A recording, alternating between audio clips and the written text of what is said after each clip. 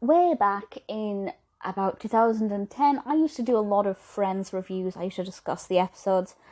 And because this year has been very Friends-centric for me, we had the Friends reunion documentary, then I went to Friends Fest for the first time, which was pretty incredible.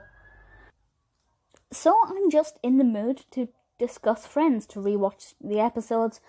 I'm at the stage now where, having watched Friends for about 20 years, maybe just shy of that, I watched it all day, every day when I was younger. I spent so many hours, trawling charity shops and car boot sales for the VHSs. And, I think just as soon as I completed my collection, the DVD box set came out. I know.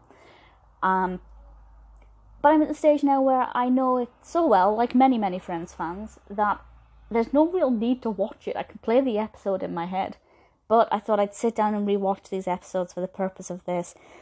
I'd love to know your thoughts on these episodes. Today, we are talking about the 5th episode, which is the one with the East German laundry detergent. This might be one of my favourite episodes from season 1.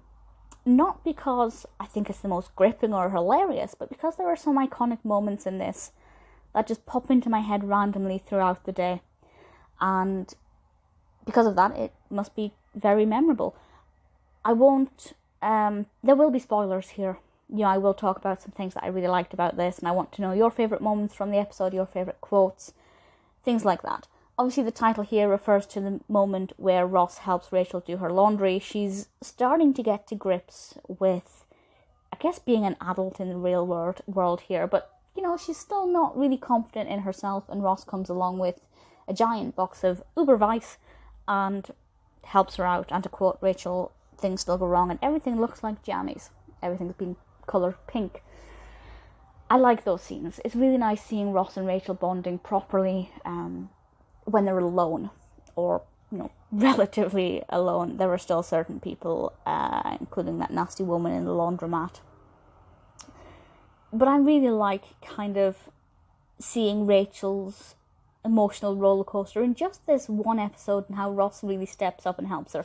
So that's something that I really enjoy. We also have the introduction of Janice. I love Maggie Wheeler. Janice is just absolutely fabulous. And one of my all-time favourite Janice moments is the Rocky and Bullwinkle sock. And there's something about that moment where she's talking about the socks and how you can mix them up and have squirrel and moose. I really like it. For a long time, I didn't really understand that. I hadn't heard of Rocky and Bullwinkle when I first started watching Friends. But that's one of the beautiful things about Friends. You start watching it when you're younger, and every time you watch it, it's like there's something in there that you missed the first, 2nd, 10th, 20th time you watched it. Because as your pop culture knowledge grows, so does your understanding to all of these little references and nuances. That's something that I particularly like. And there are so many small little moments in this episode that I just love it. We're 5 episodes in, and we're already familiar with the characters by this stage. We're starting to get to know who they are as people, and we're also starting to get to know their backgrounds and, what their lives were like before whatever they were doing in the pilot. I feel like it's quite a well-developed episode. It fits nicely, being this early on in the season. We're not being completely thrown in at the deep end, but they're already starting, for example, with Rachel, to encounter new problems. They're over almost whatever problems they had in the pilot. We're moving forward really nicely. It's directed by Pamela Fryman and written by Jeff Greenstein and Jeff Strauss. If you check out the Friends fandom wiki, there are some really interesting goofs and continuity errors in this. Certainly if you've seen the episode 100,000 times, watch it again, but with these list of continuity issues in front of you, which is what I did. And there are some pretty great ones. And Friends is not... It's not the most innocent when it comes to continuity errors. I mean, the biggest one is being the apartment number of Monica's door. I don't know how they managed to screw that up. I don't know if it was a conscious decision. I expect it was a conscious decision because the number increased. I assume they wanted them to live higher up in the building to make use of, the balcony and being able to see across the screen. I can't off the top of my head remember if they actually went out onto the balcony before the door number changed. I'm not 100% sure. But we do get some interesting continuity things in this one. I won't spoil any of them in case you want to discover them yourself while watching the episode. I don't know, maybe watch the episode, count how many you can see, and then check the list. But it's really good fun. It just really builds on how brilliant the episode is, and the show in general, because even though they can make these little goofs, who cares? It's good fun. It just makes it something else a little bit extra exciting. This is also apparently the last episode we get of Rachel before we get the Rachel haircut, which is not something I knew, so that'll be something for me to look out for when I discuss the next episode.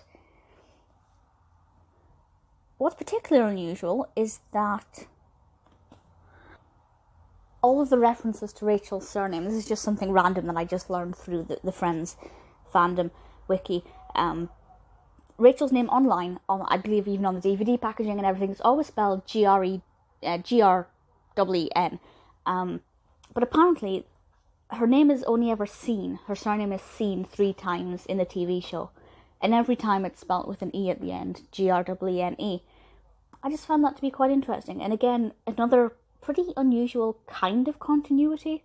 I'm not really sure what's going on with that, but to be perfectly honest, it's not, it's